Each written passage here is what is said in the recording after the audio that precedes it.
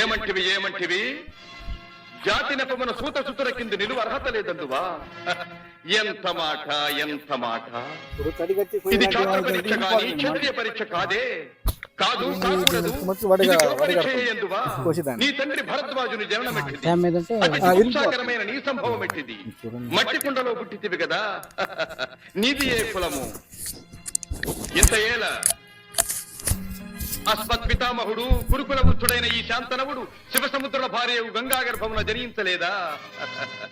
ఈయనదే కులము. నాతో చెప్పింతివేమయ్యా? మా వంశమునకు మూల పురుషుడైన వశిష్ఠుడు దేవవేశ్యకు ఊర్వశీ పుత్రుడు కాడా?